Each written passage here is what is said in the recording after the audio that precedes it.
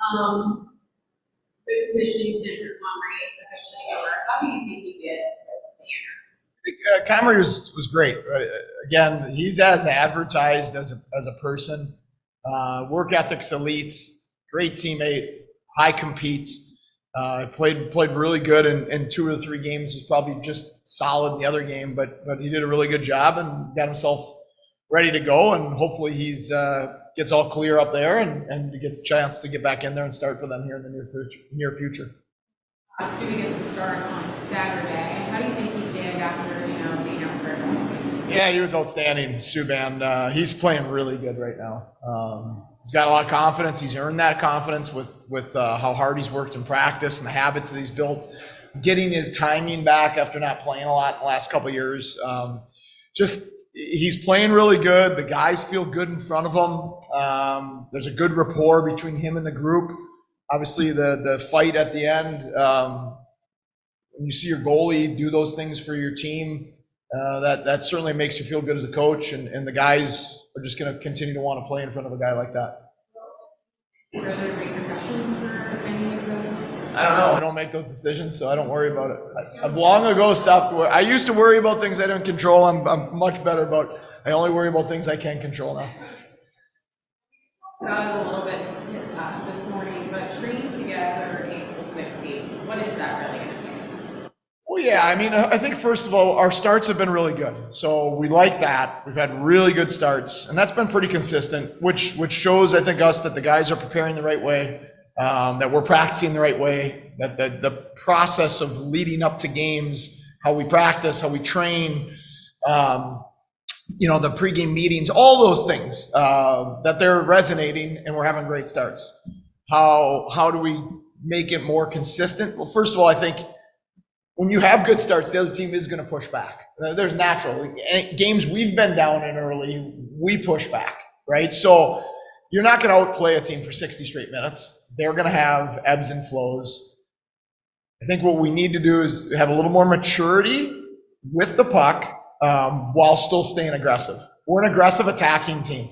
We're not a sit back and play in the neutral zone trap. That's not how we play in our organization. That's not what we believe in this organization. So we're an attacking team. How can we? But I think some of the games that we've let leads get away, we've been a little too passive. So then we're not playing in attack mode. And then some of the games we've struggled to manage the puck. So just maturity as a team on managing the puck with the lead in the third period while still staying aggressive and being in attack mode as a group. Today, how did they look? Roseanne and Kulik were great. It was just great to have them back, right? They're talented, they're young, they have energy, they bring a lot to practice. We missed them. I missed them. They're fun to coach. So obviously they both had great World Junior tournaments. We're able to get them some rest this weekend. I think that was really beneficial for them. I think playing them this weekend would have been hard. They would have been hard physically and mentally. So get them rested and fully charged so they can be ready for Wednesday. Maybe a little more confidence or I guess energy? I mean, it's hard to say in practice. They definitely both were very good in practice today. I think we'll see that a little bit more in the games to see if they can draw the confidence and the swagger of how successful they were and bring that with them into games. Yeah. When are you looking for him? Malone's still out he's out. I mean, I think we're still weeks away, not days away. So I think it's still going to be a few more weeks for Malone. Laval's record not indicative of how they're doing right now.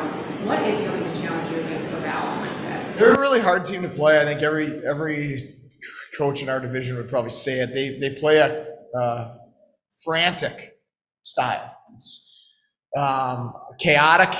It's planned. It's intentional by them. But they punt pucks into the neutral zone. Their forwards fly early from the D zone and they put your defensemen in a lot of compromised positions that way.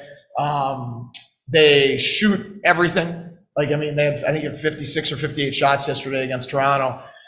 So everything's being funneled to the net, and then they whip it right back to the net after the goalie makes a save. And so they can they can get you spinning a little bit defensively because of those two areas specifically.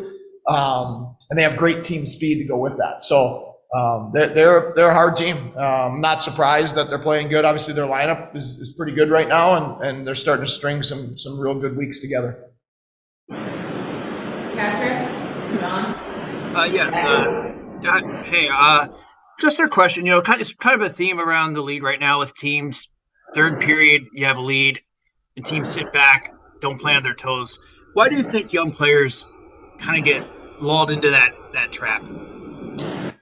Well, I don't think it's just young players. I mean, look at the NHL. Yeah. I mean, NHL's blowing leads right now. I think just human nature, when you're down, you're pushing and attacking and going for it a little bit.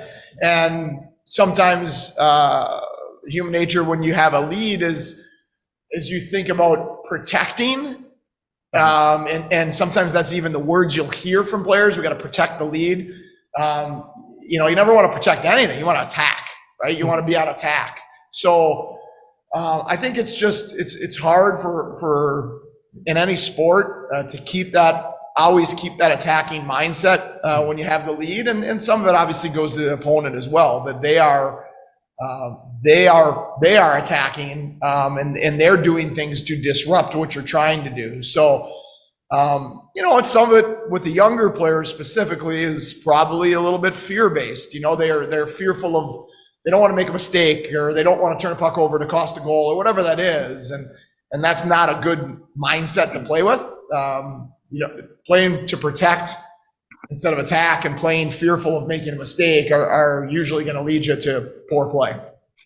And how do young players and you as a coach walk that line between, you want to play good two-way responsible hockey, but, stay on the right side of that? I think our first games at USA, first time we'd have a lead going into the third period, I'd usually try to remind them to get in their mindset that the best way to protect, so to speak, a 1-goal lead is to make it a 3-goal lead, right? And stay on the hunt. And then through mistakes you make, that's all the learning, right? The mistakes you make of making a high risk play with a lead in the third period versus still attacking. You want to make calculated risks, and those are things that in hockey especially, because the nature of the sport and how fast it is, you're trying to make those decisions like this.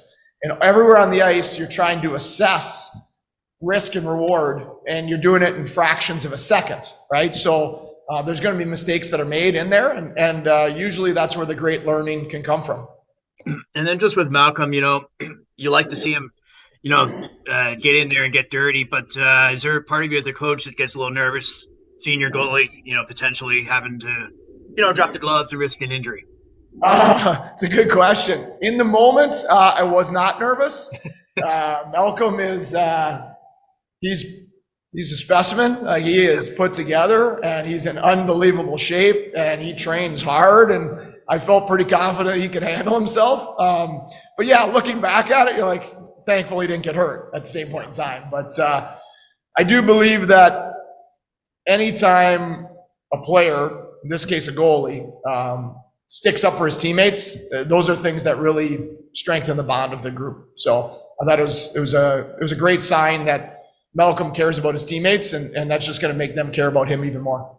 Great, thank you.